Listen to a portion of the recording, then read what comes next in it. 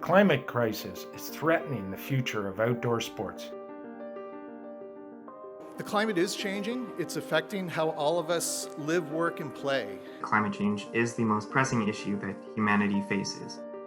Looking at all the cities that have hosted the Winter Olympics thus far, by 2050, less than half, so less than 21 of those cities will actually be cold enough to host the games. Hockey is such an iconic part of life in Canada. Pond hockey brings people together. It's part of our national fabric. And we've all seen drastic changes in weather patterns in recent years, leaving many outdoor rinks to permanently close. I've spent hours and hours growing up and playing on the outdoor rinks. I'm sad to say though, I'm not sure my grandchildren will be able to follow in my footsteps. We want our children and grandchildren to be able to make the same kind of memories that we do. It's heartbreaking, and ice hockey is not the only sport impacted by climate change.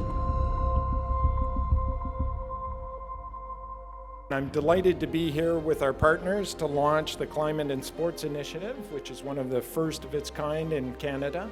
As the operator of Toronto International Airport, we have a responsibility to actively take steps to protect the environment.